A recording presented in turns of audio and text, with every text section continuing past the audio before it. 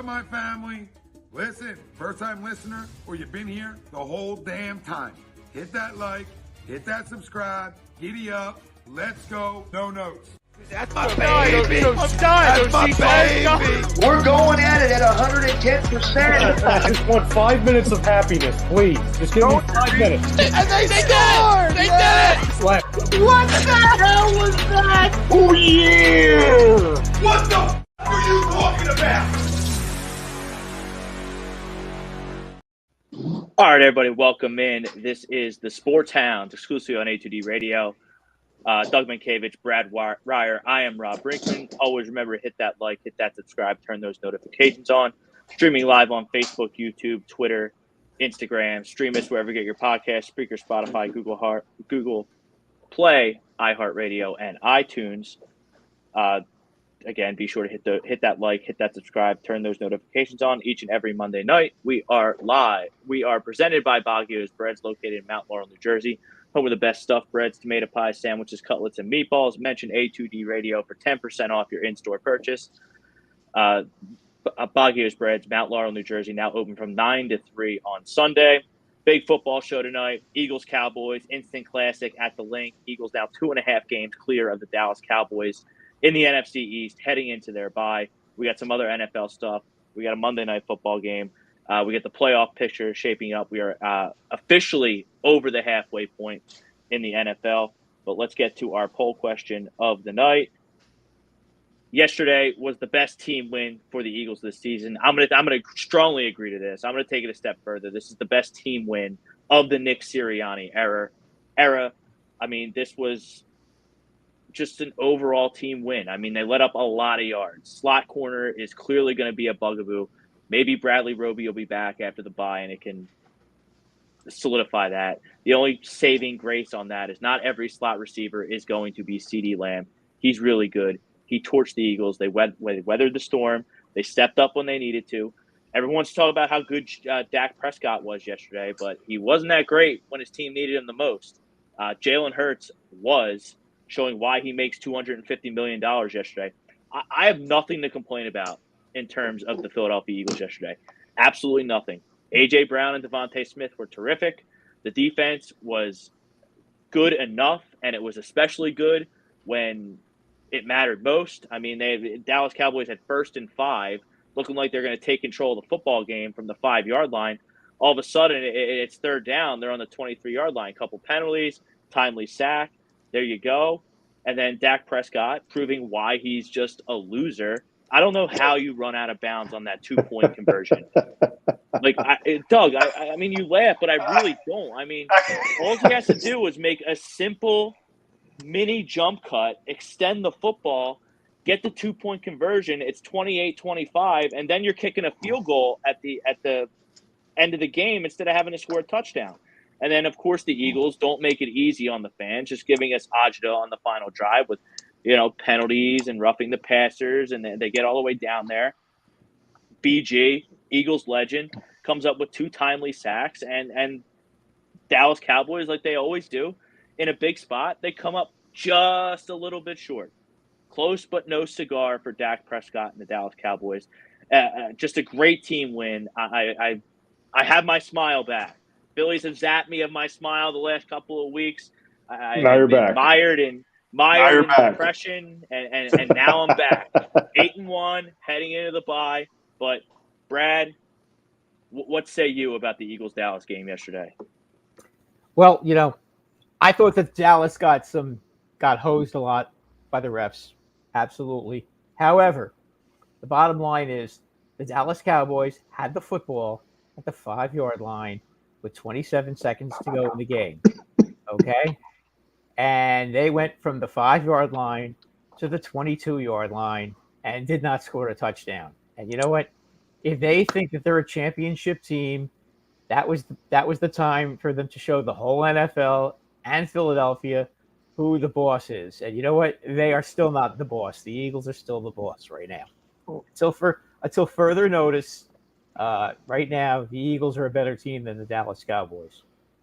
I'll go one better. I just feel like from an innocent bystander's perspective of not a fan of either team, I agree with you.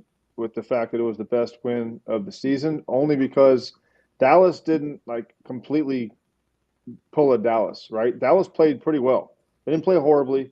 They didn't go in and throw a complete goose egg out there. So they played.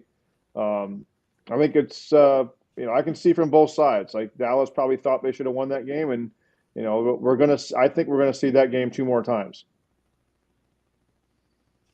2 more times. So we're going to see it in Week 14 down in Jerry World on Sunday Night Football in primetime. So you're anticipating a potential playoff matchup between these teams. The Cowboys get there. Like the Eagles will be there, but I don't know if the Cowboys will, because if they have to go through San Fran, it's not going to happen. San Fran having their own problems. They had a bye week this week. They're going to play the Jaguars. Detroit Lions. San Fran will be fine now. Yeah. Deebo Samuel is back from his shoulder injury. And I think before he could have played this Sunday had they had a game. I think you're going to see a completely different San Francisco team now that he's back, because the offense really stalled without him. So I would expect that they're going to be okay now. I'm curious to see. Now this intrigues me with the Dolphins Cowboys game. Like which one's going to gag it up first? it's like something's got to give. Oh man! Where's the game at? It's in Miami. So we have I think we're fine at home, but we're not going to, home. I think you guys find a way to win that game. We just can't beat anybody on the road, but that's getting off topic. But like I said, I just felt like Dallas didn't exactly. You're right. That play that Dak has, if that's Tua, I can totally understand why he ran out of bounds, because he wants to play flag football. But Dak is a big guy. I just don't understand. The guy's on your back quarter. It wasn't like he was going to take a huge blow. You have to know that. You're going to tell me that you're going to try to run around, even if he was in front of you. Don't you put your head down there and go? I just don't understand how you can step out of bounds there. You do the Tito Santana flying forearm. Just get through there. There's no two ways about it. I just thought it was awesome. Jalen Hurts get hurt. He hurts his knee or whatever. He hurts his knee, comes right back out.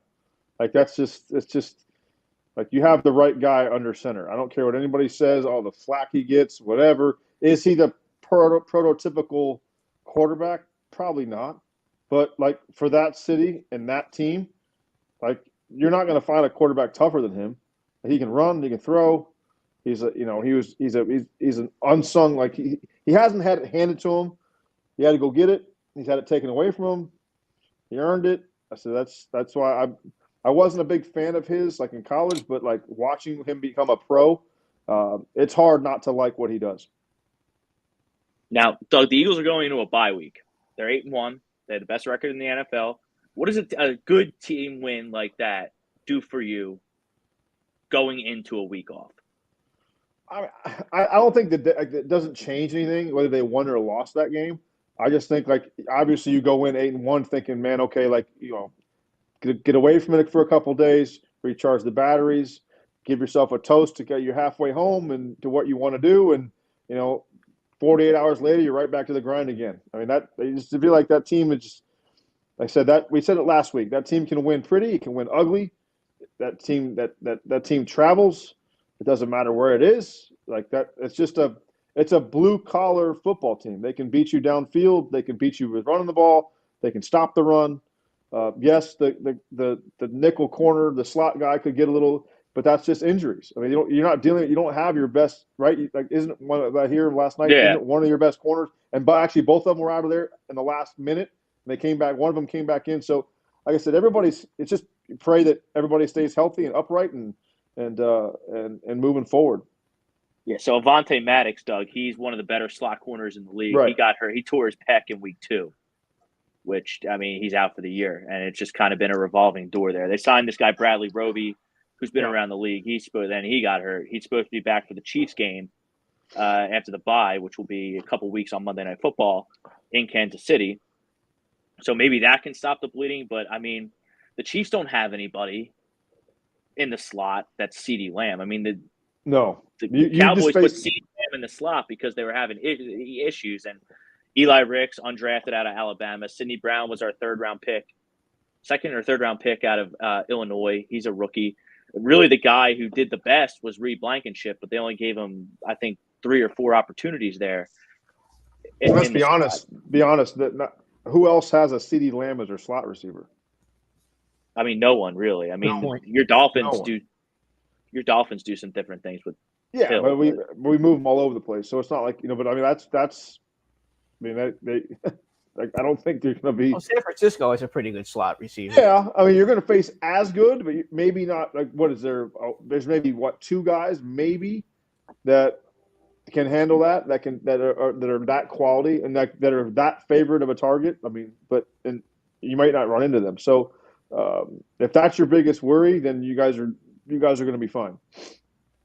I mean, should we be concerned if you're a Seattle fan? Should you be concerned about what happened to them in Baltimore yesterday? I don't think so. Only because Baltimore has been running. This is Baltimore's time of year when they get hot. I feel like they get hot every year at this time. They run rampant, and then it gets closer to the playoff time, and then the other Lamar Jackson shows up. But I wouldn't want to play them right now. I mean, they're rolling. Their defense yesterday was ferocious. It's a team that you look at every year, going, how in the world do you stop that? Just how do you stop that? I mean, your quarterback can fly. Go ahead. Yeah, I mean, Eagles are 8-1. I mean, Baltimore's right there. I think they're 6-2, 7-2. I don't know if they had their bye yet. I think they're 8-2 now. There's only been 9 weeks. That's impossible. Okay, no, they're 7-2. They're 7-2. They're 7-2. I mean, that's the number 2 team. I mean, you could even argue that the Ravens are playing better than the Eagles right now. I think the Ravens are. I'll tell you what. If you're the Chiefs, you don't want to go to Baltimore in the postseason right now. You don't want to play them at home either. If I'm, because I mean, I always say this, but I feel like the Chiefs are like it's hard to argue with the Super Bowl champs, but they just they don't have. I mean, when have you seen Patrick Mahomes run that much this soon in this early in the season? He usually does this later on, right? Getting close to. He was running for his life yesterday, and it's like that. That's usually he uses his legs more closer to the playoffs. He was, they don't have anybody to stretch the field. I think that if I think Baltimore would be a terrible matchup for Kansas City. I just don't think they could move the ball. A terrible matchup for anybody. I mean, it's Kelsey. I think the one thing that the Dolphins did positive yesterday. There's your blueprint for stopping KC. They put Jalen Ramsey on Travis Kelsey, and it wasn't a big factor. And Baltimore could put Marlon Humphrey, who's back now. Correct. They can put him on Kelsey, and I mean that team's going to be a very dangerous team. I just have a feeling it's going to be different with Baltimore this year. I mean, their defense is so much better this year than it's been in past years. I'll go one better. I think the Bengals are playing the best in the AFC. Bengals are. I mean, their record isn't. Yeah, but they look like they started slow, but they got their acts together yesterday. They've been coming for a couple weeks. Very well against Buffalo yesterday. When you look at the AFC North, they're all 5-3 or 7-2. That's good. I don't know how Pittsburgh's pulled it off. I don't either. They have. I don't either. I have no idea. Mike Tomlin's the greatest coach of all time. If he can if this team goes 11-6. That's crazy. Kenny Pickett. All due respect, he stinks. Right. He's Daniel Jones 2.0. He's not good. I mean, their whole offense is bubble screens because that's all he can do. I mean, I only half watched. This was the Titans and the Steelers on Thursday. I was half watching, doing some different stuff, and I looked up, peeked my head up a couple times. He missed Deontay Johnson on a simple curl route by 6 miles, and then he missed George Pickens on a crossing route, which might have scored a touchdown because George Pickens is a beast. He missed that throw by another 6 miles. The curl route, I turned it off. I was like, I can't watch it anymore. And then I had Tennessee in the game, and Will Levis just couldn't get it done for me. But that's why you're watching it. But KC, I would put number 3. I think I would put Baltimore slightly ahead of KC right now on the power rankings. KC has the best defense in the league, and they have Patrick Mahomes. It's amazing how they just. I don't know that their defense is better than Baltimore now. I don't know. They made Miami look really, really like they just looked like slow. And that's hard The to say Eagles with did all that speed. too, though, Doug. Yeah, What's but with that's- Miami? That's just, but see, the difference is the Eagle game we didn't have Armstead, our left tackle. Like we had Armstead yesterday, and they still did that. So like no disrespect to Philly's front, but like they were doing it against our practice squad offensive line. And like, but that's the thing. If Tua can't, if his first read isn't there or the timing is off, he's in straight panic mode to get rid of the ball. Because that's how he can't get hurt and like you can't take a sack and blah, blah, blah. It's like, well, like if you noticed, and I started like paying attention to like everybody's talk shows and everything else about like the whole motion thing that Miami does. They can't do it on the road as efficiently because they always have Tyreek in motion and it's timing thing. And I'm like, okay, I get it if you're on the road in Buffalo, right? If you're on the road in Buffalo, that makes sense. But you're in Germany. Like it was a Super Bowl. It wasn't like it wasn't a home. It wasn't like they were on the road. It wasn't like it was all Chiefs fans. So like, I don't understand that. I guess because they said if you go on silent count, the timing's off. But it's like they're scoring what I forgot. It was close. Like they're scoring averaging 34 or 40 points at home, 44 points at home, and 22 on the road. Like that's just a huge discrepancy. And from a team that supposedly can run the ball, like that, the zone scheme is great, but we just don't have the. It's scary that I think we're more of a defensive team on the road. Like we have to keep people under 21 points to win on the road. Hard to figure out why they have so much trouble scoring on the road. But don't forget, like we haven't. I think it's more who we're playing on the road than it is the road. I mean, the only team they've played, I think they played New England on the road. They won that game, and they beat the Chargers opening week. So week it wasn't one, but like, I mean, we've been on the road we went to go to Philly, which, arguably is going to have home field advantage in the NFC. And, going to Buffalo, which is like our house of horrors. So, it's not like we've played, we haven't played, the Raiders on the road. We haven't done that. So it's like we're running into some pretty darn good teams on the road. But you're right. There shouldn't be a 20-point discrepancy in home and road. You're professionals. Figure it out. Get to some comments here. Povey is in the house. Brad's Hockey Happy Hour. Come Pratty. What's up, Rob? What's up, Rob? Hey, Rob. Anthony Ades. How long is Daniel Jones out for? Daniel Jones did suffer a torn ACL yesterday. He's out for a year. Out for the year. Game 9. He won't be available till game 9 next year. And he is still owed $35 million. He is only owed what he owes next year. Nothing is guaranteed after year 2. So Chrome's in the house. Huge win for the Birds. Yes. I totally agree, Chrome. I think it's the biggest win of the Nick Sirianni era by far. Just makes me feel a whole lot. I haven't felt that great about this football team, even though they've been winning games. After yesterday's win, I feel great. We're good. Spoiled. Yeah, spoiled. You're spoiled. Yeah, I'm a spoiled little suburban brat, Doug. That's what I am. I want it my way all the time. You're Harden. Yeah, I'm like Harden. Yeah.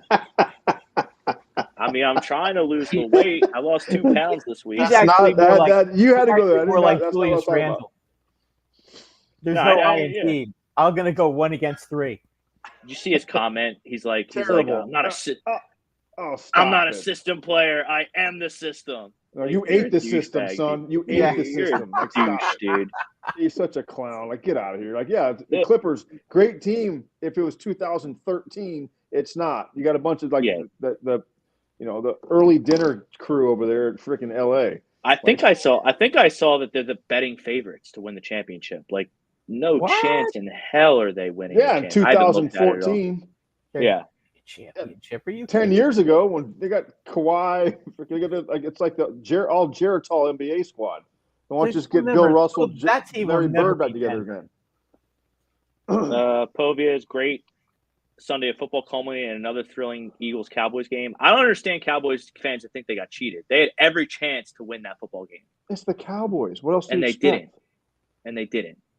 Regardless got of beat. what happened before that last drive, okay, you had the ball on the 5-yard line, first and goal, and had a chance to win the game, and you didn't. So forget the other stuff. Okay, whether or not how you got there. Bottom line is you had a chance to win the game, and as usual in the big spot, Dak gagged again. Twice, actually. The 2-point conversion and the freaking it's like, what else do you want? You're on the 5. Like, I mean, that 2-point conversion I couldn't believe he stepped out. I was shocked. I turned around. I was like, inexplicable. And I literally had the sound off, and I saw him. Oh, like he's scoring easy. Went to the kitchen, came back. I'm like, why is the score? Like, why did they take it away? Like, what happened? I was like, oh my gosh, you ran out of bounds. Like, how do you do? I can't fathom that. When the play was live, it looked like he ran out of bounds, and then they gave him the score, and I was like, well, it's just easier to give him this. It's just easier to give him the score and then review it. Yeah, I guess. It didn't look like he made it. And the touchdown where the guy was tackled at the half-yard line, I mean, it looked like he didn't make it on that play either. You know, I think they're trained. I think they're trained to do it like that. Just call it a touchdown, call it a fumble, whatever, and then we'll just. Well, yeah, if they call it a touchdown, then the other team doesn't have to use a challenge, right? Right. Correct. So yeah, that's probably why they do. So if they ruled Dak at the 1, then to get a review, Mike McCarthy would have to throw the challenge flag. So I think they just train him to. Which they wouldn't do. He wouldn't do. He wouldn't do. It's like maybe. It's just like, but I mean, isn't it like I know you're Eagle fans and I get it, but like, isn't it watching the Cowboy game like when you get a minute left, you're like, okay, what absolute blunder are you going to pull off now? Like it's just like, okay, they're going to screw up the time. They're going to call a timeout when they don't have any. Like you just like you're like it's like watching a horror flick, knowing that you're like it's just it's something bad's going to happen. It's just like when's the axe murderer going to jump out of the bushes? Because it's coming, and they do it every single week. I was expecting the usual interception from Dak because that's kind of what he does in the big spot.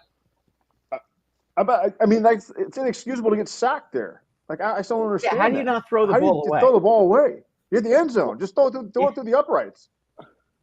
I don't know who their right tackle is. I don't remember number 78. I think his number was. He got beat like a drum all day. Yeah, ex-Seminole. That's why. Is he? Florida State boy. Yeah. Yeah, Florida State boy. Well, he couldn't hang with the Eagles. No, I'm talking about the Eagle guy. What? Oh, Sweat. No, I'm talking about Sweat did get in there. He got in there a lot. He got in there a lot. But BG got in on the number 78, the right tackle, and Hassan Reddick got in there a couple of times on that guy. And then in the second half, in the waning moments of the game, I mean, he got beat like a drum. He looked like Jack Driscoll in the Jets game when Lane Johnson went out. I mean, he just couldn't. He couldn't hang. How do you blame anything but yourself if you're a Cowboy fan? Like how do you blame the officials? I just don't understand that. Losers blame the officials. Losers blame that's what they get. Losers make excuses. That's what they get. They get what they deserve.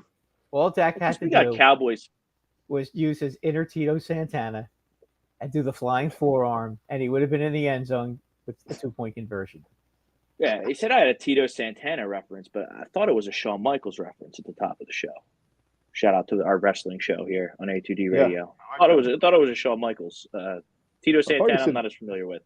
I'm a casual. But that's why I down here I don't get too. Everybody's like, "You're such a hater on the Dolphins." Like, no, I'm just realistic. Like, we're down here blowing McDaniels like he's he's Vince Lombardi.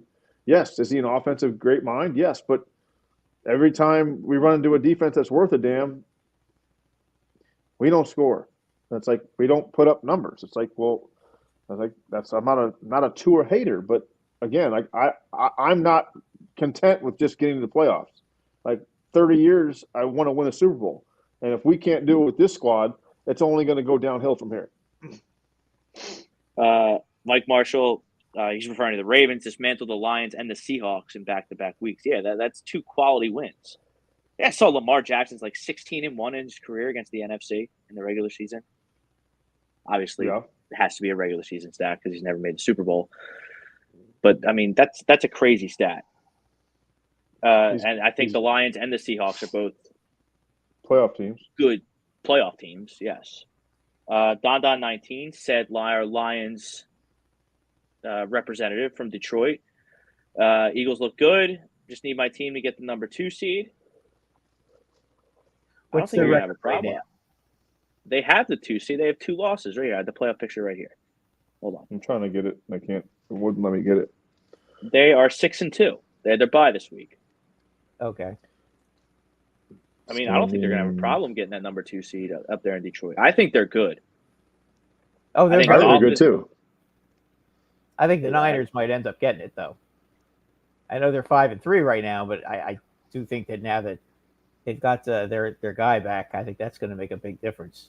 Yeah, but the one thing that Detroit's got going for them is they've only played one divisional game. Yeah, that division's terrible. Like that division's bad. They play the Packers on Thanksgiving every year. Well, the West isn't very good either right now. The NFC West. The NFC's not good. Yeah, that's true. This is going to be the year where 2 stinky teams make it in the NFC and 2 good teams get left out in the AFC, and everyone's going to be bitching and moaning about how the rules have to change for the playoffs. Yeah, but how many years has the NFC always used to have a billion teams, and then the AFC was like, it's just the way it is. I mean, it's like when Shaq and Kobe were running the West, and it would be a 4-game sweep in the NBA Finals, and the late '90s, and then Michael had his run in the '90s, and it all shifts. Now I think the East is better than the West, even though the champions are the Nuggets and they're in the West. As a whole, though, I think the East is better. Why won't this work? I'm trying to find the schedule. Philly sports with Bake. There's absolutely no way any Eagles fan can walk away from this game and confidently says the secondary looks good. I mean, the slot corner looks bad. Everything else is fine. Yeah, you don't need. Got beat pretty good a few times too, though. You don't need lockdown corners when you have the defensive line they have. I'd be more worried if one of my defensive linemen went down, right? And you start losing that pass rush, then your secondary becomes vulnerable. But they ain't like they got to cover them very long. You're 8-1. What offense are you worried about throwing it all over you guys? The only one that's going to try to do that is Dallas, and you still won, right? I mean, who else has the weapons outside that you're going to play in the NFC? Dallas. No one. I don't trust Purdy.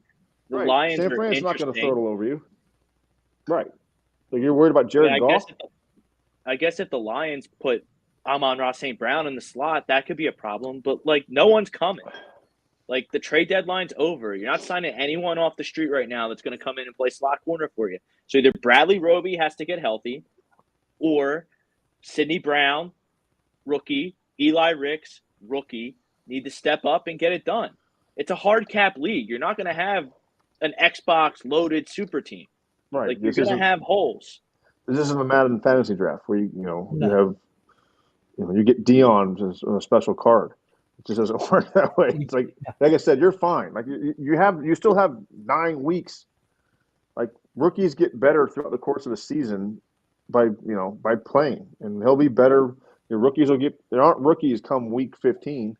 So, like I said, I wouldn't worry about it too much. And by the way, number 39, Eli Ricks, he did an admirable job against Tyreek Hill on Sunday Night Football in one of his first ever NFL games, thrown right into the fire.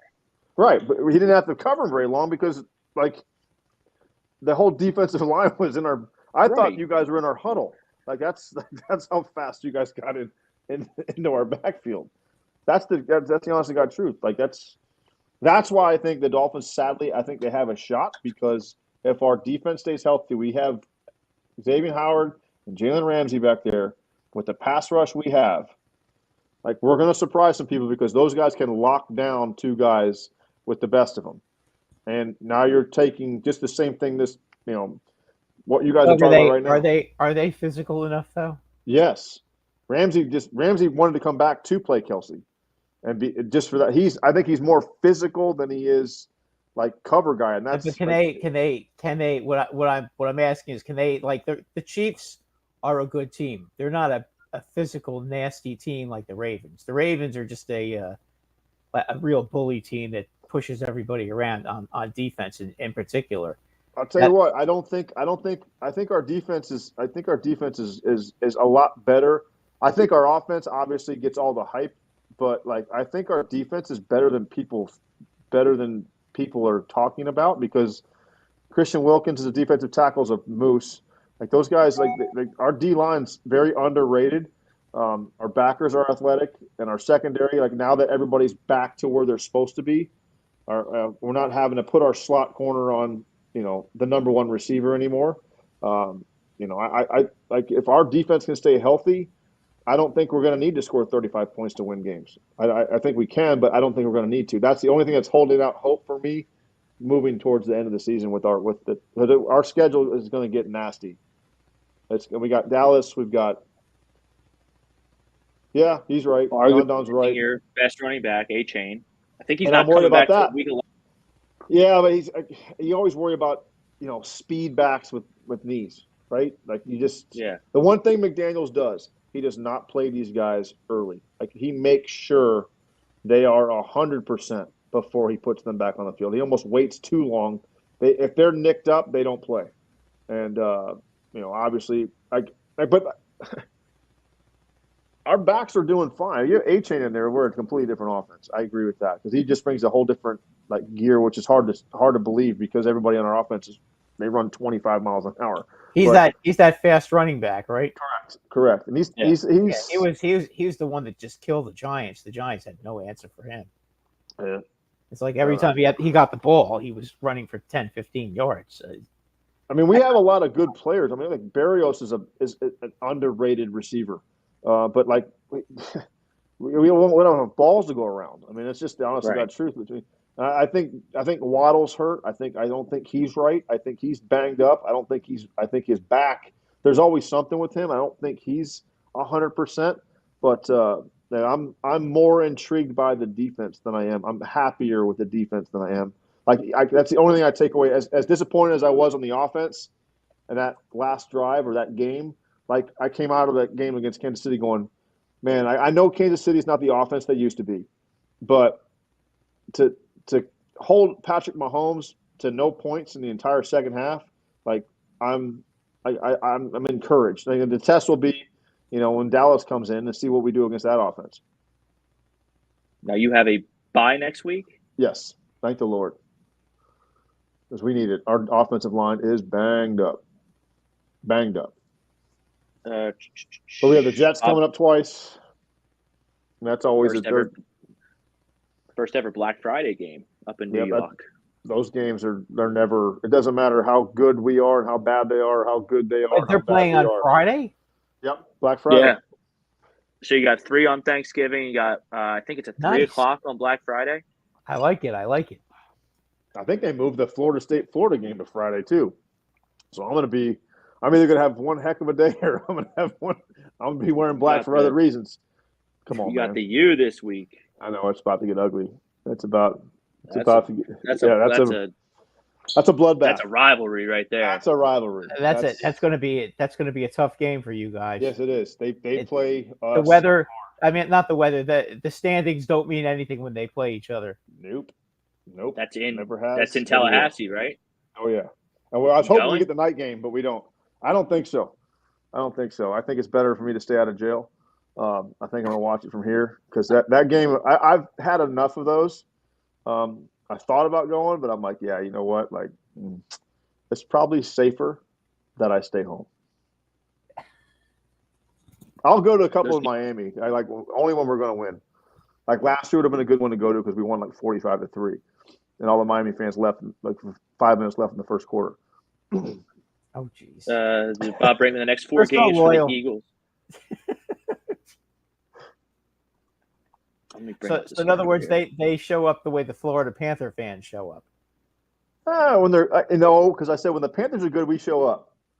Like when Miami could be great And if they're not playing a top tier team, they don't show up. Which is still mind blowing. The fact that why they still get good recruits just still blows me away. Because I know it's Miami, but even when they had the Orange Bowl, they never sold out every game. Like that's just mind blowing me. That like you go to a college town and it doesn't matter who you're playing and they're good, they're sold out every time. But that's always been Miami's knock is that they don't draw because I mean not a campus facility, but still there's too much to do in Miami for people to go sit there and watch a college football game on a Saturday. The weather's too nice there. Now, where are you located in? Like, are you middle of the state, south, north? I'm south. I'm as south as it gets. So okay, you're by the Keys. I'm south of Miami. So, it'd be about an 8-hour drive, but so that's quite a hike in Tallahassee. Not really. I mean, we just no. My girlfriend and I went to her home. She's from Charleston. We make that drive a lot, and that's not bad. Just leave early in the morning. Beat the traffic. So. Next 4. So the Eagles have a bye week this week, which I think is much needed. A perfect time for a bye right in the middle of the season. It's not too early. It's not too late. Coming out of the bye, the next 4, really next 5 out of the bye for the Eagles, you're going at Kansas City, home versus Buffalo, home versus San Francisco, at Dallas, at Seattle. Damn. So this is the murderer's row of the schedule right here, and Bob is completely right. We're going to figure out how. I think this team is really good, but I mean they're not going to go 5-0 in that stretch. I mean that'd be crazy if they do that. Beat Buffalo. Just please beat Buffalo. I don't think Buffalo's that. I don't think Buffalo's that great, Doug. I didn't pick them in the playoffs. But they play like world beaters against the Dolphins. I just hope. I think that the bye for you guys is perfect because I think Jalen needs a couple weeks to heal up. He looks like his lower half is not as good as it should be, as good as it can be. That's because they do the tush push too much and it's illegal and unsafe. No, it is. It should be illegal because you can't stop it. It should be illegal. That's not fair. Why should it be? Why should it be illegal? Because you can't stop it. That's a rugby play. It's football, not rugby. Well, how come when I see other teams do it across the league, it gets stopped all the time? It doesn't get stopped. And it doesn't get stopped that often. It gets stopped when you try to run it with Tua. As soon as he snaps the ball, he goes in the fetal position. He doesn't want to get tackled. So, but no, I mean, it doesn't help. It doesn't hurt that your quarterback squats like 800 pounds. Like that doesn't like he's an offensive lineman who can throw the ball. It doesn't hurt. It's Earl Campbell with an arm. That's just basically what your quarterback is. Earl Campbell wasn't that tall either. But he had tree trunks for legs. Yeah. Doug, your Dolphins also bye. Yeah, they're off this week. And then out the bye, you got the Raiders. Yes. Big win over the. Did you see the Raiders, Brad, in the locker room after they beat the Giants? No, I was watching the game. Bad. I had the Raider Giant game on my computer, and I had the Cowboy game on the big screen. So I had them both on. Brad, you would have thought that the Raiders just won the Super Bowl. Correct. They were stars after beating a team with their third string quarterback. I don't know if it was so much the win as it was that someone wasn't there. Which still blows me away is how does Josh McDaniels keep getting these jobs? Like I don't understand that. Because he's a really good coordinator. And is he though? Is he? Is he? I don't know. He's a good coordinator with Tom Brady. Yeah, I mean, I could draw up plays with Randy Moss and the rest with Tom Brady back there. I just don't. Because I mean, even like all the stuff you heard out of Denver, like they couldn't wait for him to get out of there. And then he goes back to Belichick, and then he gets another job. It's like how do there's so many great coordinators that don't get a chance. Then you have guys that like people don't like that keep getting second and third chances. This doesn't make any sense. So it seemed like the final show. Antonio Pierce, Brad, your boy, who was on the 07 Giants, he came up and made a speech and said, like, when I was on the 07 Giants, we beat the Patriots because we believed. We need to go in every game. We believe the win, and our plan's going to work, and we're going to win. And Josh McDaniels put the whole kibosh on the whole speech and told Antonio Pierce in front of everybody that he's not allowed to talk about the Patriots that way because he was the offensive coordinator in 07. That's what got him fired. I didn't know that. That's probably what got him fired, right?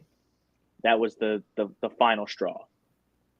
So now the stupid Las Vegas Raiders are paying John Gruden $40 million not to coach, and they're paying Josh McDaniels $40 million not to coach. Doug, what can that do for a team in season when just a toxic leader like that is removed? Oh, you guys I'm sure you've been know. on. I mean, look what happened to Girardi. I wouldn't say Girardi's toxic, but he's different. He's not Topper, but look what happened. I mean, how much better do the Phillies play? And that's not a knock against Girardi because I think he's a good baseball mind. But that's a lot of he is a good baseball mind, but you have to have the right makeup and the right temperament. Just because you can be a great manager or a head coach if you don't have the right personnel for that coach, like it does. Like it's just oil and water. I mean, Belichick it's not everybody's cup of tea, but he gets the right people and he had the right people. Like you can't just not to say. I just feel like it's like those guys got to be breathing a breath of fresh air. Like, I've never been in the middle of. I take that back. We switched a hitting coach one year. I was never a part of a manager getting fired, but like hitting coaches, and that's a blow because you're like, why are you picking on him? Like, he's not hitting. We are, or we aren't. But I never really had a situation where, like the Phillies went through with Girardi and Topper. So I would think those guys. I would think new or let's say younger players would not like anything about the old Patriots regime, right? I mean, it's just like it's just too old school. And I mean, who are you going to like? Josh McDaniels or Pierce, who's actually played? Like those guys love the fact that he played, right? They know you step into his shoes. He knows there's nothing better feeling when your coach has been where you are and where you're trying to become. Doesn't mean everything. But when you have the opposite, it means a lot because to know that they've walked in the same shoes you have is a it's a comforting feeling for a player because they realize how hard the game is. Wanted to ask you, what was the Yankees bench coach that got hired by the Mets today, Brad? Mendoza. Oh, Carlos Mendoza got hired by the Mets? Carlos Mendoza is hired by the Mets, yes. Didn't know that. And Stephen Voigt is going to be the Guardians manager, and Craig Counsell goes from Milwaukee to Chicago. To Chicago for $40 million. Doug, you have Brad? I don't understand how you hired Aaron Boone's bench coach. Because they're the Mets, and they just don't get it. I don't get it. I think Craig Counsell. All the Mets try to do is all they want to be is the Yankees. It's been that way since I played there in 2005. It drove me crazy. Yeah, and they can't be. It drove me nuts. It's like Willie Randolph was there. He came from the Yankees. He gets the manager's job. They want, the clean, the hair. It's like I'm coming from the Red Sox where it was like we had to be the anti-Yankees. We had to have facial hair. We had to have long hair. Like we had to wear we had to cut our pants. It was just all kinds of stuff. We had to be the anti-Yankees. And I go back to them like, wait, how you steal the back page? You win games. I don't care how you do it. Just win. If you win, you'll take over the back page. And I just never understood it. It just doesn't make any sense to me. I mean, Craig Counsell, a weird part about that whole thing to me about Counsell is the fact that they still hadn't let David Ross go. They let David Ross go the same day they brought Craig Counsell. That must have been can you imagine if they're walking in and out at the same time? What are you doing here? Yeah. Can you get your stuff out of my desk because this is mine now? That's weird. It's at least So wait, Craig Counsell is now the manager of the Cubs? Yes, correct. Highest paid manager in the league. 5 year, $40 million. What did Ross do? Wait, what did Ross do wrong? Nothing. I just don't understand how you give it. Hey, I'm all for managers getting paid. Trust me, because I think for decades, longer than that, managers have been very underpaid. Especially major league managers are extremely underpaid. The coaching staff's underpaid. But you've got guys that have won World Series out there that don't make that. How in the world do you? I'm not saying Craig Counsell isn't a fantastic manager because if you take the Brewers and make them consistent into playoff contenders, you're doing something right. But that's definitely not a knock against Craig Counsell. But like, how do you give him $40 million? Like, what do you give Bochy? He's got 4 championships. What do you give? Bochy might be one of the great managers of all time. He's one of the most overlooked managers of all time because you just don't realize that he just has a knack for winning. His teams don't lose in October. They just don't. They always have been. He either doesn't make the playoffs or he gets there or he wins it. 4? 3 or 4? Rings? He's got 4. 4, okay. Jeez. I mean, that's impressive. Right? Because I'm telling you, he went to the series of the Padres. He won 3 with the Giants, didn't he? I think it's 2. Might be 3. Didn't he win a series? Wasn't he the manager of the Diamondbacks when they beat the Yankees? No, that was Brenly. No. Oh, Brenly. Okay. I know he's been to it 4 times. I know that, at least more than that, because he's the Padres manager when they went in 98, right? The Yankee team beat them in San Diego. Yeah. And then he went to San Fran. So I think he won 2 or 3. He won 3 with the Giants, and now he's got 1 with the Rangers, and he won 2 pennants with the Padres. Yeah. It's remarkable. That's pretty good. I saw a stat. It was something crazy. He only lost 1. He was like 19. He was like last whatever how many series. He's like 16-1 or something. So he never lost it. He never loses in October. It's crazy. Brian Daly. I wonder what it is that he does that gets him so much success. Like, what do you think the key is? He goes in players around him. He goes into the general manager's offices to get me as much pitching as humanly possible. Yeah, he had some. He makes it work. When you have Baumgartner in his prime, that's as good as 3 wins in a 4-game series as you're ever going to get. That guy was amazing. He was unbelievable in October. Yeah, and that doesn't hurt. Brian Daly. Was he there when Lincecum was there? Yeah. Yeah. Yep. Zito. Lincecum and Bumgarner and Matt Cain and Zito. Posey and Brandon Crawford. Posey. Zito came over. Yeah, Zito came over from Oakland. Yeah, they were loaded. Well, Zito was an unmitigated disaster, but the rest of them were. Yeah, you're right about that. The pitching. They had that. Wilson. They had the guy with the beard. Was that the guy with the beard? He did that. The closer. Yeah. Yeah, he was really good too. Yeah, they had Romo was a setup guy. Anyway. Yeah. Brian Daly. Brian's right. Situation where it's just trash. I forgot about the delay game penalty in the last drive. Not acceptable. That's what I'm telling you. That's that's Dallas, Mike McCarthy, Dallas penalty, right? Dallas gave the game away. They had their chances, regardless of the penalties. And I do think Dallas kind of got a little hosed. But you know what? Bottom line is, you still could have won the game. And let's not forget, you got tackled on the half-yard line. And you could have kicked the field goal on that drive. And then when you got it, and then you got a touchdown, and you would have been tied up. So the sack is bad enough, but a delay game when you're, there's zero excuse for a delay game to me anywhere, in any part of the game. There's zero excuse for a delay game penalty, and then there's double that when it's the last minute. Like if you can't run you run a 2-minute offense every single week. Like, I just don't understand. Like, they don't even they give you.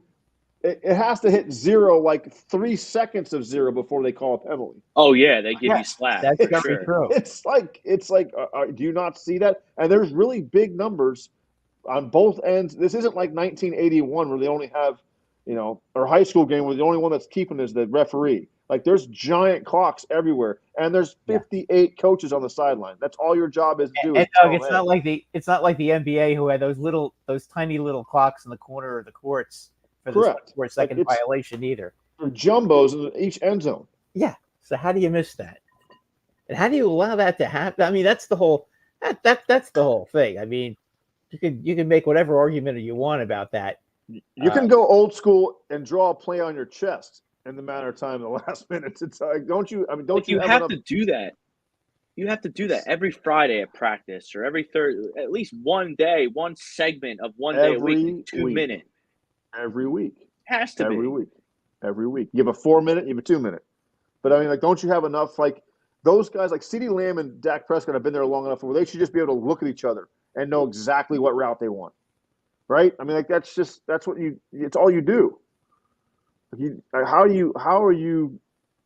How do you have a delayed game penalty in the line, especially inside the 5?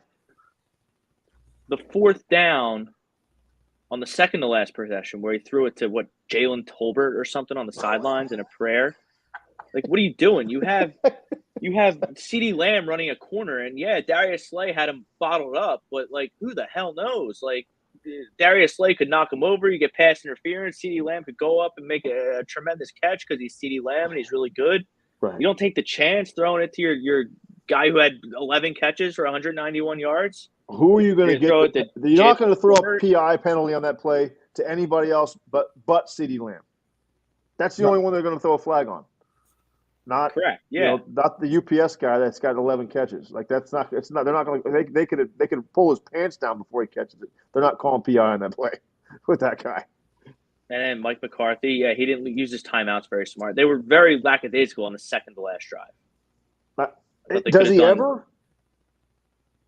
He never does.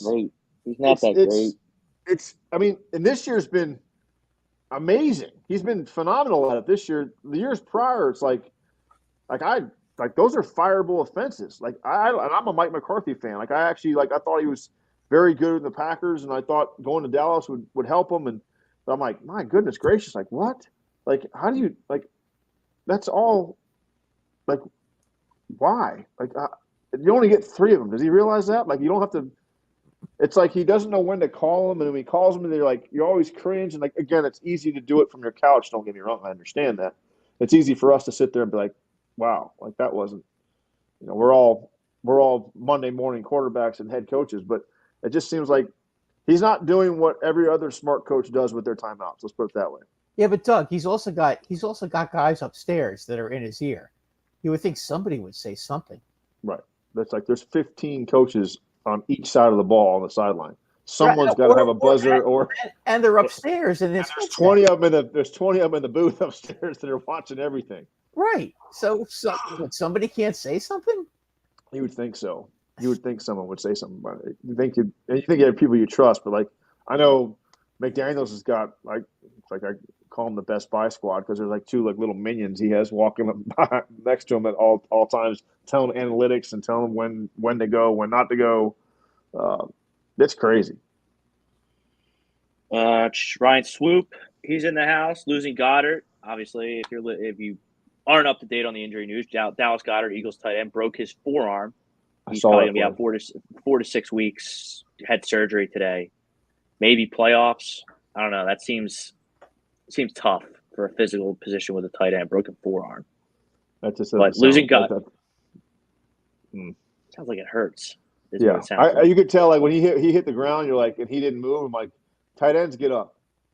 Like, you could tell like there wasn't a lower body injury. I was like, that looked like it really, really, really, really, really hurts. That just sounds awful. San Diego just scored a touchdown, by the way. The punt return, and they got some type of fumble. The Jets are just a debacle waiting to happen, much like the Cowboys of the AFC. Ryan Swoop, losing Goddard with great teams coming up is going to make it easier on teams to play the Eagles' offense. Goddard's a great blocker when he's not receiving the ball. Look, Dallas Goddard, he's a he's a good tight end. I wouldn't say he's a great tight end. He's a good tight end. I'm not like this. Losing Dallas Goddard for the next 4 to 6 weeks, maybe the season, does not damper my smile today on beating the Dallas Cowboys. This team is going into the bye 8-1. I feel this is the best I've felt about the Eagles all season, and I'm not letting a Dallas Goddard injury deter me. There's only one football out there, and A.J. Brown gets most of them. Devontae Smith gets some of them, and then the running game kind of gets the rest of them. So, like, I think what he's saying though, Rob, is that he seals the end so that they can go outside on the running game. I think that's probably something that might be a factor. Even if it is 6 weeks, you still get them back. You still get them back for playoff time. He'll probably play again. But Oh yeah, I for mean, sure. they have blocking.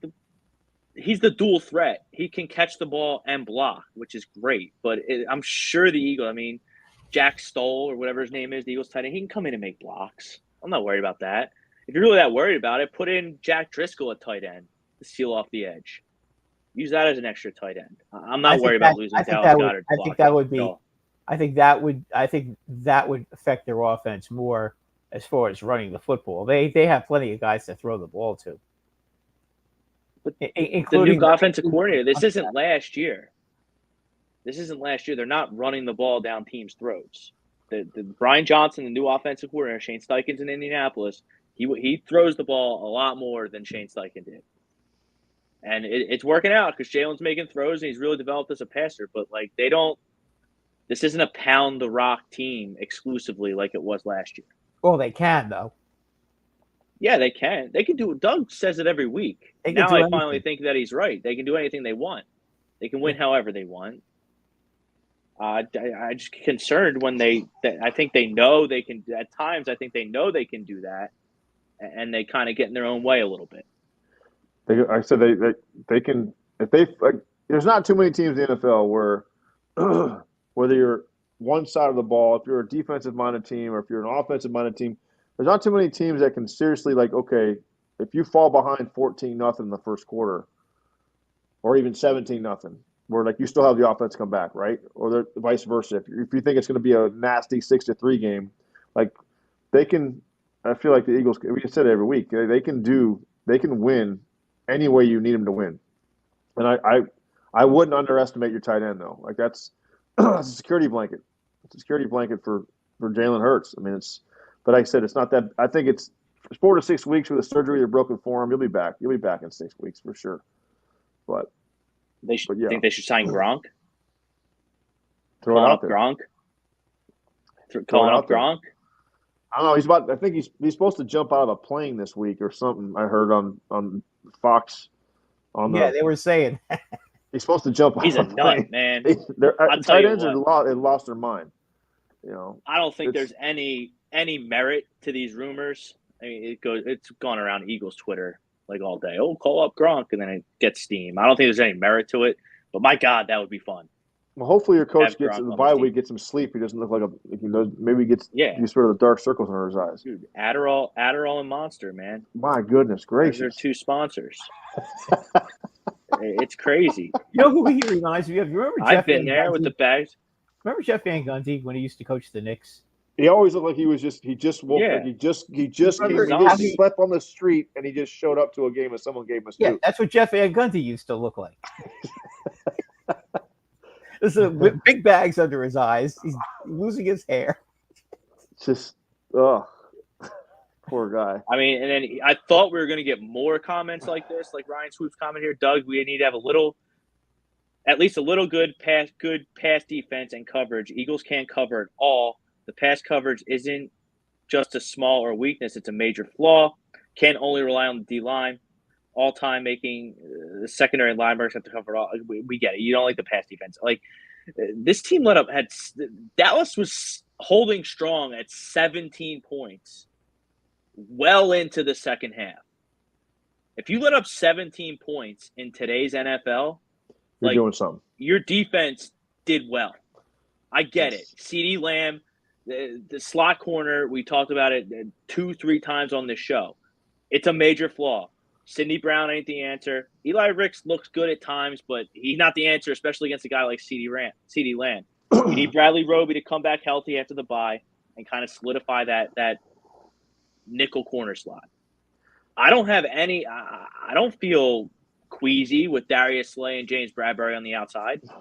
I don't.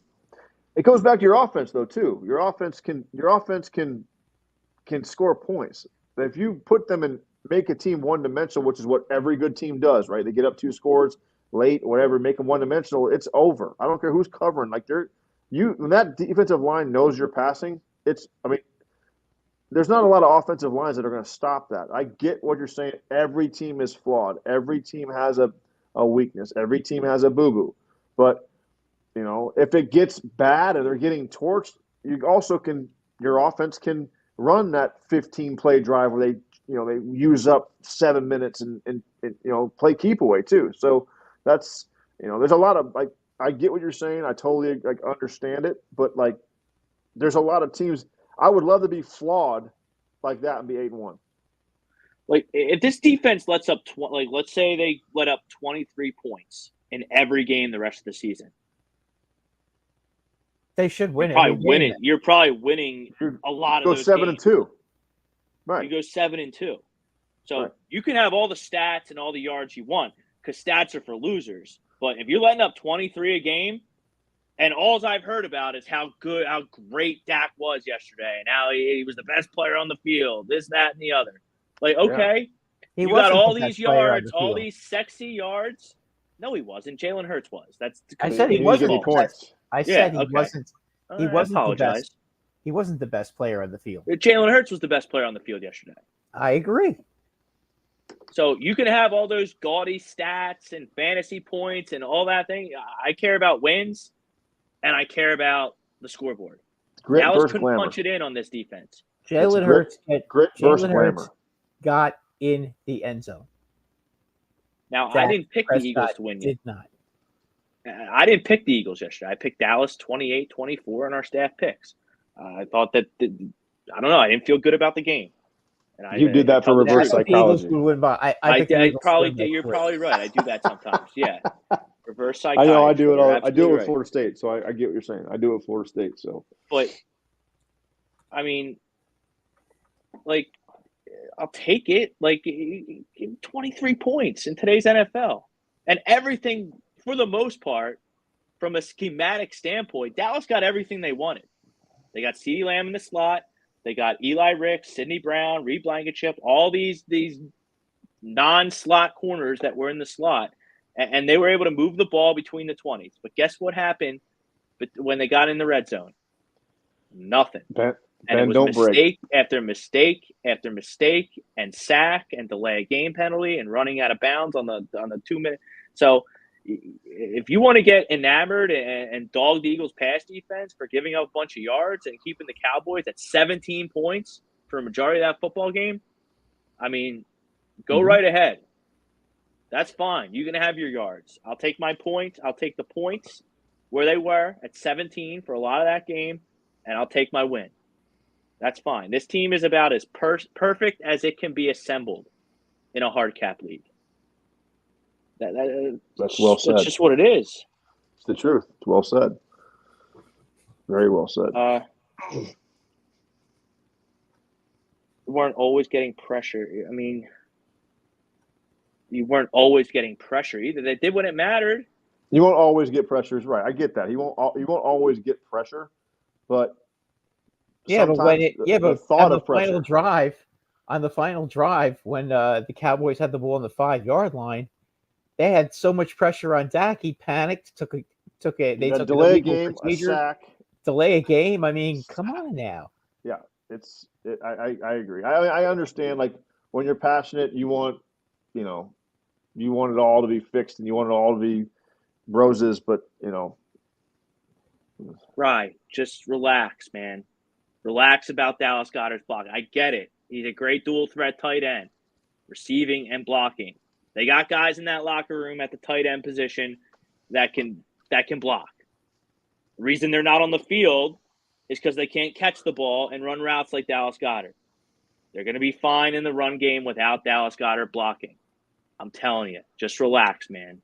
I'd be more concerned about I go off of who is healthy right now. That's the NFL. It's like everybody's banged up. Everyone's got problems. The Dolphins are at number 9 and number 10 offensive line. That's a tough. It's the one spot you can't have enough guys, and you're not going to find anybody out there right now that's better than what you already have in your building. No, it's not. You're not going to find them. Just be thankful that the guys are upright, and most of the guys are upright. And you've by being 8-1, you've earned the right to where if you do have a slip up or two, you're still in good shape. Right? If you dump one or have a key injury here, you can't. Whatever, you're still in the driver's seat. Yeah, you're not down to your third string quarterback. Correct. Well, yeah. Sorry. I have Bob to have two Brinkman, excellent quarterbacks point. injured and out for the year, like one team I know. Well, you didn't have a first string quarterback, so that doesn't. Really... Yeah, but they're better than Tommy DeVito. That's true too.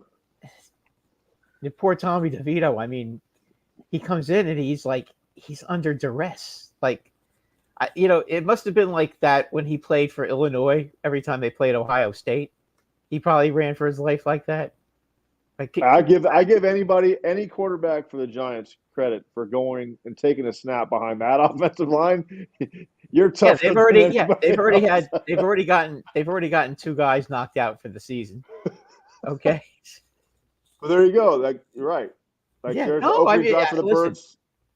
Go ahead. Listen, Daniel Jones was going to get hurt one way or another. Okay, I mean, he had a non-contact injury with the knee, but I mean, he hurt his neck. You knew something was going to happen to him eventually. Eventually, yeah. You can't take that much abuse. Tyrod got just destroyed when he ran the ball. And broke his ribs. I mean, he got hit. He got nailed. I felt bad for that one. But I like Tyrod Taylor. He's a tough kid, Yeah, really is. He can take a lot of punishment, but I mean, he the poor guy was running for his life. I mean, it's kind of like, I don't think he's going to want to re-sign there next year. I don't think so either. He's going to say, you know what? They're going to draft Caleb Williams anyway. I'm not going to see the field anyway. Or maybe he's thinking, you know what? I may have to see the field the first 8 or 9 games before they throw him in there. I don't feel like getting, more broken bones again. I want to rupture a spleen here. Just don't want to play. Opening drive really set the tone for the Birds. 77 plays, 13 plays, 77-yard opening. Yeah, it absolutely did. That's Kenny correct. Gainwell got off Twitter and ran the ball in the end zone. Ryan Swoop, maybe they can get away with it for now. The offense only carrying them, but not in the playoffs and the Super Bowl. I mean, yeah, they'll get away with it in the playoffs because there's nobody even remotely as good as the Eagles in the NFC right now. John Mamos named the last team with a great defense that has won a Super Bowl. It's the NFL. It's an offensive-based league. Defense. This has been. I don't know. I mean, it hasn't. That's not true. It hasn't gone like that this year. Tampa Bay's defense was great. Year they won the Super Bowl.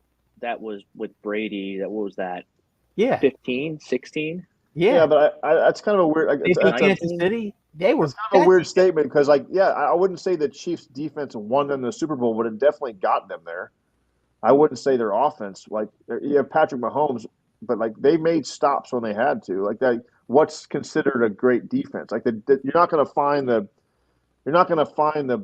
Bucks of whatever it was 2000, whatever it was 2002, whatever. You're not going to have that. You're not going to have the. Well, no, I wasn't talking about that Bucks team. I'm talking about the Brady team. Well, the Bucks team in 2002 was that way too. But I'm saying you're not going to have the Ravens led by Ray Lewis. That's not the same. That you're right. That's not. I don't think that's ever going to happen again. But no, not with the salary cap. No, and not with the way the offensive rules are now. The rules are almost impossible where you can't breathe on a guy without getting a 15-yard penalty. But that's true. But I mean, I still think that there's a lot of old school football things that really matter. You have to stop. To me, if you don't stop the run, you're not going to win. Period. So that does have something to do with your defense. Don19 wants to know what our thoughts are on C.J. Stroud. 5 TDs against a solid Bucks defense. It's finally nice. That was unbelievable. Yeah, he's it's every week. Yeah, that's impressive. Well, to come right out of college and do that. The three of us all agreed that the Texans were not going to be as bad as everybody predicted. They weren't bad last year. Because they didn't have a quarterback. Now they got it. Obviously, they picked the right guy in this guy.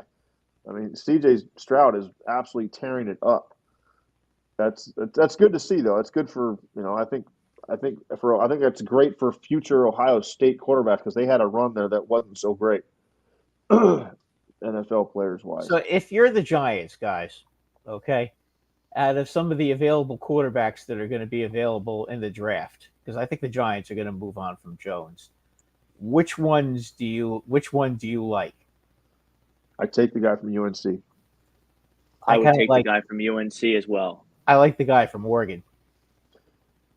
Oh, Knicks? Bo Nix? Oh, Yeah. God, In no. the pros? He's 27. I don't know Yeah, but about that. He's older than Daniel Jones now. I know, but he looks. I would pick the kid from Drake Washington May. before. I would take what Pennick about the before. guy from USC? I like him, but something's I just. I mean, something's off about him. I don't know. I can't quite. He's super talented. I'm not saying that, but something's off I about mean, a him. guy that paints his fingernails playing in New York. I don't think it would work. Apparently, he had a birthday party a couple weeks ago for himself, and none of his teammates came. It's a lot of it's. I mean, like, from perception, right? Because in sports, right, perception is reality. That's what we were always taught.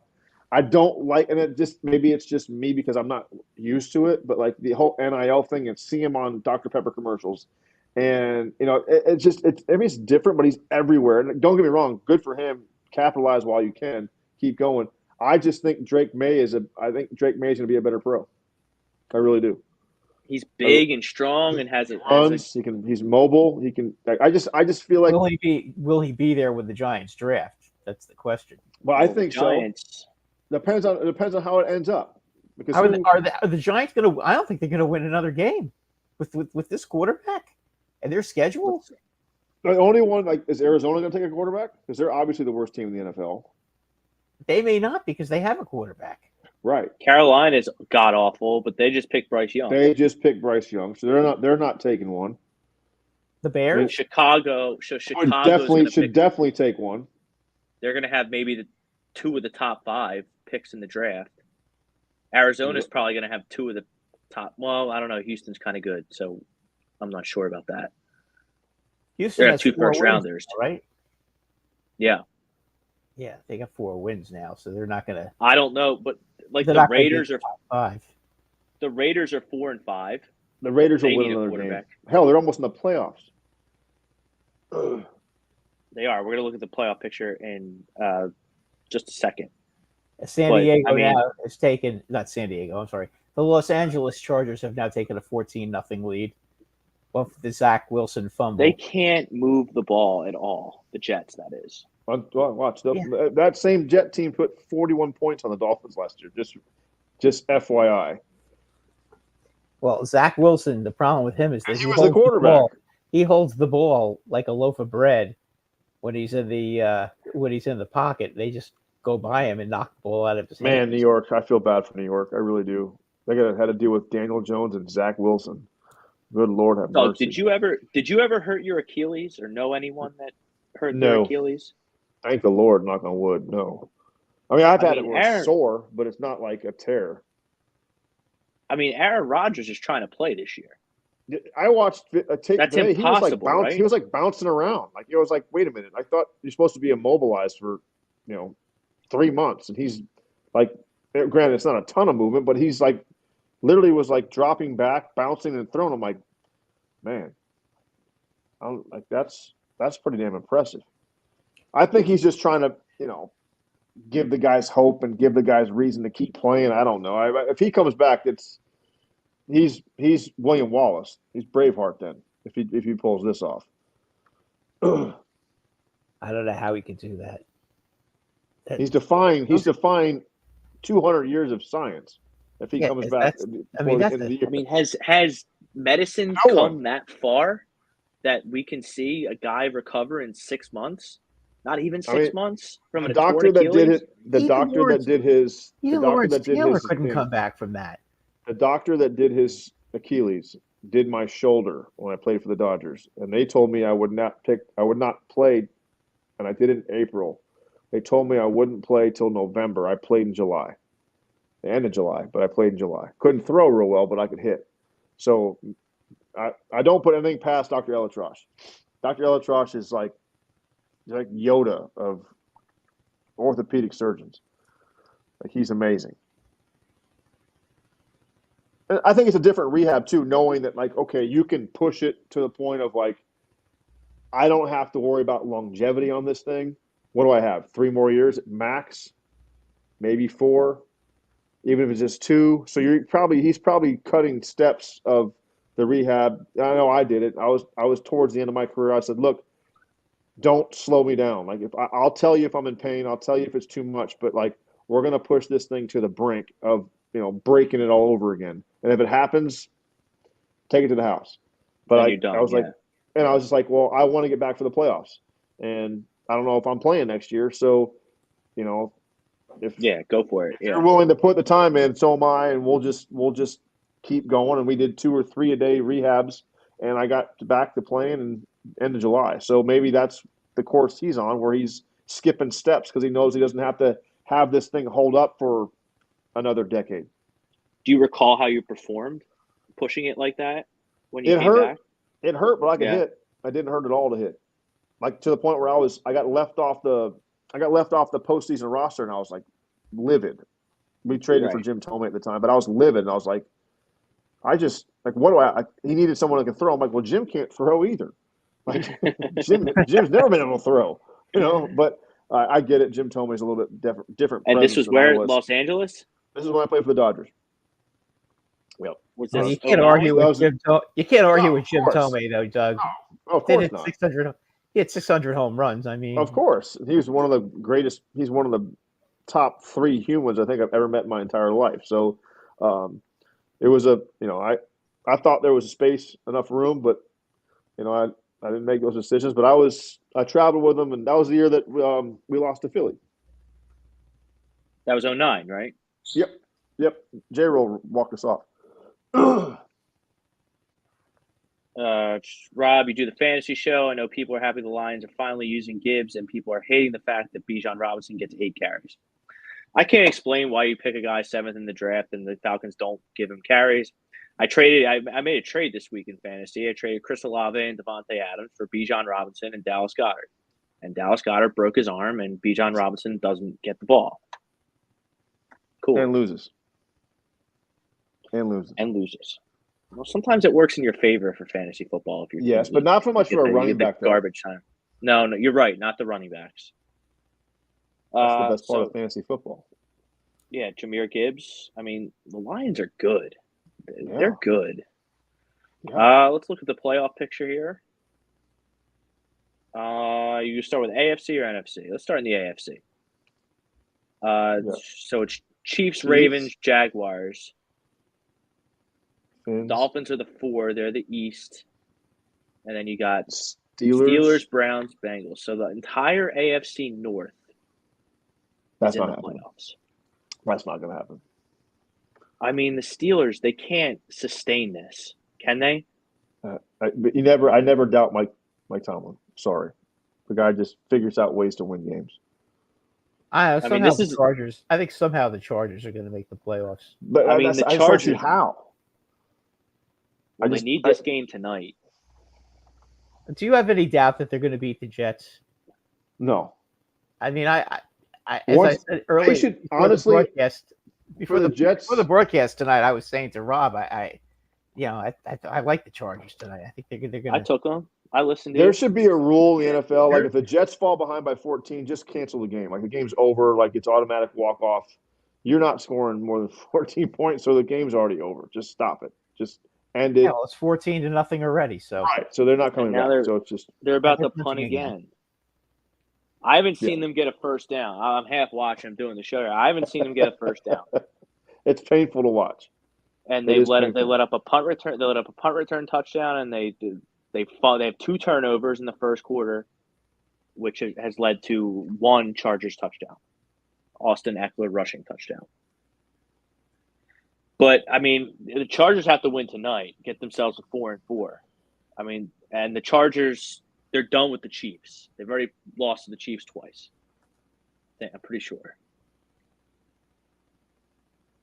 The Bengals are the team. The Bengals are the team to watch in the AFC, I think. They're always though. They're not scared to go up against anybody. That's the. Like I said, it's gonna be tough sled in the AFC. Period. Boy, the Jets tackling is just horrendous tonight. Man, oh man, I whoever number 7 is on San Diego, on San Diego. Why do I keep calling him San Diego? Because they were. because Yeah. they were for Yeah. And 70 years. I guess it's Eckler, right? He must have broke 4 tackles. There they go again. I'll go one better. Which one do you trust more? The Steelers or the Browns? Oh, the Browns. I think the Browns have a better defense. Yeah. And that's saying something because I think Pittsburgh's Browns a good one defense too. is for real. Legit. Like their front four is pretty their ends are pretty damn good. But like, do you trust Deshaun Watson? Miles Garrett. I mean, I trust Deshaun Watson more than I trust Kenny Pickett. That's very true. Yeah. Kenny Pickett's in the same category as Daniel Jones and Zach Wilson. Ooh, I don't know about that. I think he is. I can't see Zach Jones completing a bubble screen. Like that guy's terrible. Like the fact that there's people still involved in the NFL that decided to pick this kid with the second pick?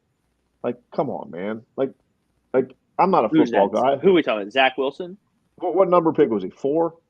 2. Oh, he was right? 2. He was a second 2 or quarterback 3. taken. Right. He was up. My point is well, how are the people that picked that guy 2 still working? Like they're still considered like front office people. Like it just looks like a Backstreet Boy. Like he's not a football player. Like it's not a boy band. You got to lead men. Like what gives? I don't know. Even because he made one throw with no pads on, like at a workout, that doesn't make sense. I mean, that got Jamarcus Russell picked. It got a lot of guys. How'd that work out for Jamarcus Russell? Not well. He made some money, but yeah. Oakland was picking a quarterback a couple of years ago. He made more millions than he did completions. Yeah, that's for sure. I mean, and Steelers fans want to blame Matt Canada for all their struggles, but I think it's Kenny Pickett. I mean, right now you're looking at Buffalo is that they're in the 9th slot. That's frightening. Granted, they're not. Their defense is horrendous. But I think Brad is right. I think the Chargers find a way, and I think the Steelers are out. And I think the Texans might just miss, which is crazy. I think Pittsburgh and Cleveland don't make it. So you think Buffalo is going to get somehow the Chargers are going to get there. Buffalo won't make it. Their schedule is brutal. If you see who they have to play the rest of the season, I know we play the same schedule, so I know exactly. I know they play Denver next week, but after that, it's crazy who they're playing. That's a primetime game, I think. Let me bring up the Chargers schedule here. So they have the Jets. Go ahead. We'll give them a win tonight against the Jets. Then they're home against Detroit. That's a hard game. Probably a loss. Then you got Green Bay. I give them a win. Against Detroit? Yeah, at home. Home helps. Yeah, that's what I mean. Green Bay, they'll win. Yeah. Then they play Baltimore. I don't see that. We'll lose that game. I don't see that happening. They're at New England. New England's trash. I'm not 100% sure the Finns are getting in. You got the Jets twice, Washington, Tennessee, they stink. But you have Baltimore, Buffalo, Dallas. Like, I've seen them lose 5 games a plethora of times since I've been a kid. In a row. And I misspoke. They have one more game at home against the Chargers in the last game of the year. But they're going to have Buffalo in Week 16 at home. Might be for a playoff spot. You want to hear Buffalo's schedule? This is why I don't think they're going to make the playoffs. Okay, because this is crazy. They've got the Broncos next week. They'll win. And then they get the Jets. So I'll give them 2 wins there. Then after that, Eagles in Philly, Chiefs in Kansas City, home for Dallas, at San Diego, home for the Patriots, and then on the road in Miami. That is brutal. It doesn't get much better than the Dolphins either, though. I mean, they have the same schedule, basically. We got to go at Baltimore in December, which That's going we to know be how that works out. yeah. Uh, Especially if you don't have your offensive line going on. well, hopefully by then they'll at least get half of them back. But 1, 2, 3, 4. The good news is we have 5 more home games, and they're pretty. All of them are winnable.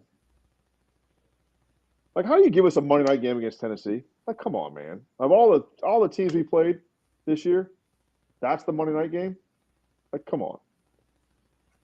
Like, stop. Well, they want to see them destroy somebody, I guess.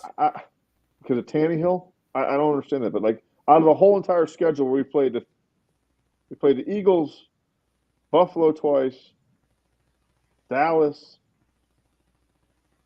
Baltimore. We played the Titans. It's like a Thursday night game that you're forced to watch, like the one last week. Right. I mean, you had to watch just. Ugh. well, how about the barn burner we got this Thursday night? The Carolina Panthers are traveling to Chicago. It's like watching Alcorn State For play like real. Sam Houston State on a Wednesday. It's like you're college watching because it's football, right? It's like college basketball started tonight. You got like Villanova versus American, like Arizona versus like IT Tech. It's like it's like look at DraftKings try and pick out a game. It's like you could pick Nova against American, but you got to lay 33. Okay, no thanks. Exactly. But what I was trying to say when I was muted, like a dope, what works in the Dolphins' favor is that one of those teams that's not in the playoffs right now has to jump up and take their spot. I think the Chargers are talented enough to, but like all these teams that are in there right now, some of them are going to make it. Like Buffalo could feasibly jump in there. Are the Texans ready? Are the Jets ready to make the playoffs? Are the Colts ready to make the playoffs? Are the Raiders going to jump into a playoff You got to remember spot? though, like they're playing each other though. Like they're not like that's the part that I don't get. That's the part that makes it intriguing, right? Because like they get to play each other, right? They don't have to like, for the most part in their division. You play them twice, right? So you get to play. So Jacksonville is going to finish what 12-5, right? Because they get to play them crap teams twice. They could get upset by Houston, though. You never know. Yeah, well, I mean, that's possible. I don't see it happening, but you never. Same with Tennessee. I mean, Tennessee is always capable of rising to the occasion. I just see someone in that NFC North, the AFC North, beating Baltimore at least 1 or 2 more times. They always do. But Pittsburgh always finds a way. Baltimore usually loses on the road to those teams. Right. That division's a bloodbath. Yeah, because Baltimore went to Pittsburgh a couple weeks ago and they scored 10 points and lost to Kenny Pickett 17-10. Which is mind-blowing. Right. That's what I'm talking about. Like they just like it's all. I mean, that's the one thing about the NFL, which is why it's that's why everybody loves it. Baltimore did beat Cincinnati in Cincinnati already this year. Cincinnati wasn't ready for that. Joe Burrow wasn't right.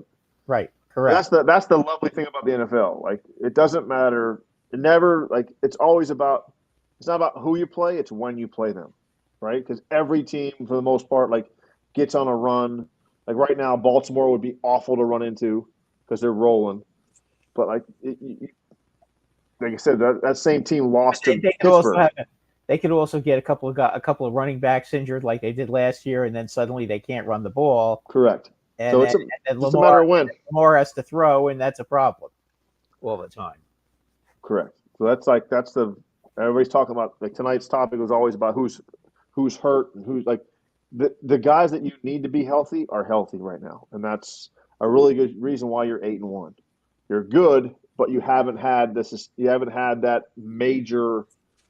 We're going to be without him for a month, right? Yeah, you're right. Plays a big part of it. All right. Zach Wilson just completed a pass. Is that right? He just completed a pass. What was that at the bottom of the screen? Something on the field? I think I'm behind you. Brad always ruins it because he's got a Magic TV that's ahead of mine. Oh, yeah, a little fullback. Is that a little spider 2Y banana there for 9 yards? Yep. Spider 2Y banana. Yeah, John Gruden's famous play. The John Gruden Oh, play. there you go. There you go. Yeah, There's fullback another leaks song out. by the Jets. Oh my There's God. Brad with his Magic TV again. Where'd you get that TV, Brad? It's an old TV, but it is a good TV though. Let's see. I'm glad you talked me into taking the Chargers, Brad. Thank you. You're welcome. Thank you. Taking the Jets All right, performance against the Giants last week. Yeah, I forgot about that too. Anyway, NFC playoff picture before we get out of here. Rivals coming up after us. They like college football on that show. So stay tuned for that. Eagles 8-1, Lions 6-2, Niners 5-3. Then you got the NFC South, which stinks. The Saints stink. They're 5-4 in first place. Then you have the wild cards. I think Seattle is going to make it. I think Dallas is going to make it. And then you have a 7 seed in the Vikings. That's all of a sudden 5-4. Josh Dobbs comes in and saves the day after Jaron Hall gets injured. After 12 minutes in the playbook. And I think that was a blessing. I mean, I don't want to see anybody get hurt. But the first thing I read about Jaron Hall when I saw he was starting was he couldn't beat out Zach Wilson for 2 years at BYU. Right. So I was like, player. That tells you everything you need. But everybody's good at BYU. Every quarterback is good there. Well, I'm just saying. He's so good. I didn't know. So good. He didn't even know he played there. Yeah. So I think that him getting injured Josh Dobbs. Yes.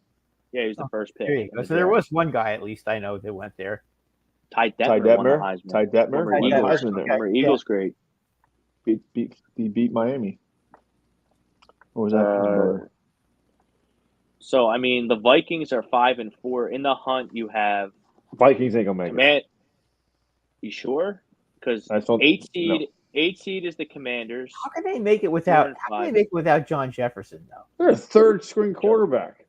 The guy's been there for 12 minutes. Yeah, but it's all relative to the competition. The Commanders are at 4-5. They stink. Atlanta stinks. They're 4-5. Tampa Bay really let one get away yesterday against the Texans. If Tampa Bay held on to that, I would be pounding the table for Tampa as that 7 seed. Because Baker Mayfield's been really good this year for the most part. And they have good weapons. That Rashad White they have at running back, he's quite a player. And then you have the Rams are 3-6. The Packers are 3-5. They're not making it. The Giants, Bears, Panthers, Cardinals have already they're not mathematically eliminated, but none of the 13, 14, 15, and 16 aren't making it. They're on the tank for Tua plan. They're on 11. Tank for Tua. No. That's what we do. So, Doug, you have the Vikings, the Commanders, the Falcons, and the Buccaneers. I just think, the Vikings are they're going to win by default, I guess, because the Commanders they're in the East, right? So you got to play. You haven't played. Have you played? Who have they played? Yeah, they're done with the Eagles. They're done with the Eagles. They still have Dallas. Rest I'm not sure about. I don't think they've played Dallas yet. I believe that's a Thanksgiving game. It always usually is. They already lost to the Giants. That's and sad. I think that. But I mean, it goes back to Minnesota. They have Green Bay, and you have Detroit, and then the Bears. Like, I still think you can get a bunch of 9-year-olds that can beat the Bears. They're terrible. Green Bay is awful as well. Jordan Love is not good. You can add them to the list of teams that should draft a quarterback in the first round. Yeah, but I mean, I don't feel bad for them at all. Like, they've had 3 decades of Hall of Fame quarterback play. Like, I agree. I'm just saying. Welcome to everybody else's life. Yeah, they went from Favre to Rodgers. That's it's like the Colts. It's like that would be like the Colts complaining. They went from Peyton Manning to Andrew Luck. Exactly. I can't envision a scenario where the Packers, the Rams, the Giants, the Bears, the Panthers, or the Cardinals make a run at the 7 seed over the Vikings. Some of those are obvious, but outside of the obvious ones, the Rams, they're not going anywhere, and the Packers, they're not going anywhere. One of these teams, the Falcons, the Saints, and the Buccaneers, one of those teams is going to win the South. Is it the Saints look at the in quarterback. the South? Just look at the quarterback play. Think of that. Look at from 7 through 13 or 14 for that matter, and just see if you can name the quarterbacks. Well, I would look at the South. I would say Baker Mayfield's playing the best of any quarterback in the NFC South. That's correct. That's like the fact So that Tampa has 3 wins already is I wasn't giving them 3 wins at this point. I think didn't they start 3-0? Yes, or at least 2-1. I just didn't. I mean, you have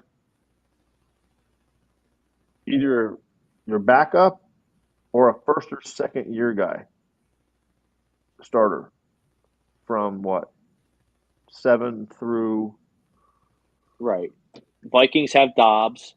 Commanders have Howell. His first year starting. Heineke's taken over in Atlanta, but that didn't help him against the Vikings. They lost. Buccaneers have Baker. Baker, Love. Love is relatively new. Stafford is veteran but injured and old. And then 13, 14, 15, and 16 are obsolete. Right. You're playing Go Fish. You're playing Go Fish. Yeah. But that's crazy. And to think that, like, you look at the other side, you look at the AFC, you're thinking that there's a chance that Josh Allen doesn't make the playoffs. That's pretty insane. But Josh Dobbs is? That's insanity. That's crazy talk. Pete Evans, the Bucs should have won. The Bucs should have won that game yesterday. Yes, Are the Texans a sneaky playoff contender? I don't know, Pete. Like we just went through the AFC. Like, are the Texans going to edge out the Steelers?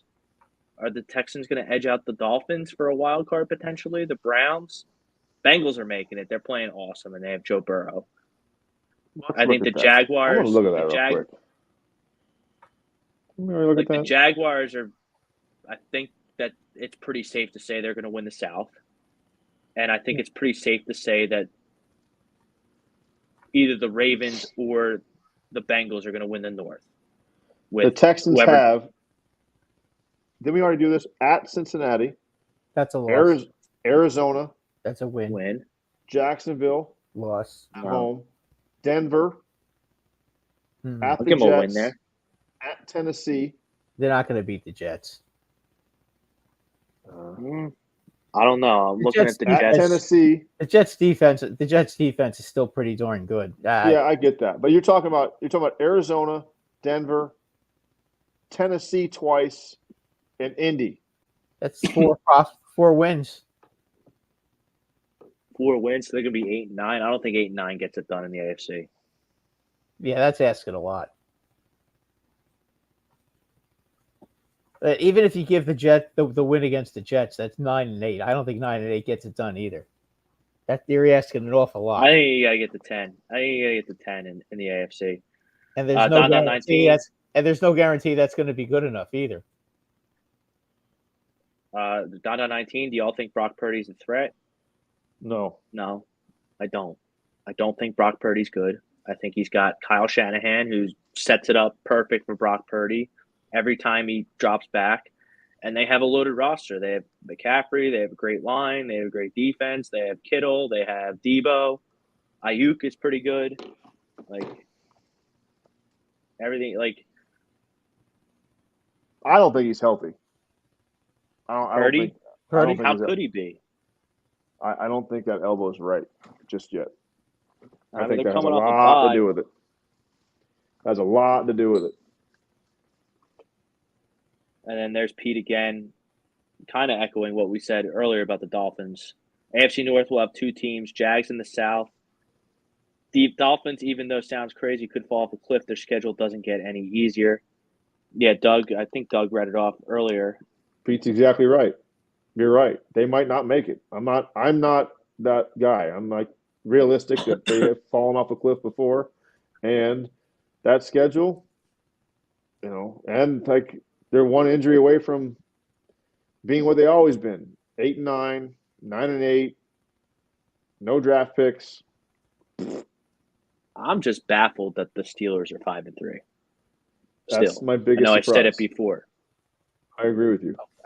Mike Tomlin is a great Phenomenal. I Phenomenal. get all that, but he does more with less, and Than anybody else in the NFL. yeah, every year. I mean, they keep all they do is they rob Peter to pay Paul every year. Take his best players away from him, and yet he still finds a way to put a winning team on the field. they draft really well too. I know they took Pickett, and I made fun of him a lot, but they got Pickens in the second round. Najee Harris was a second-round pick. Deontay Johnson, I think, was a fifth-round pick. They got that Alonzo Highsmith. Still trying to figure out why they traded Claypool. I don't get that He's at all. He's not good. He's lost on he's not up to he's speed not good on the in Bears. Miami. He's in Miami now. Oh, he's in Miami. I just don't understand why we got him. I don't know if that was to keep him off of other teams. Where's he going to play in Miami? Miami's got superior receivers. We don't have a big guy. So Najee was the first. My apologies.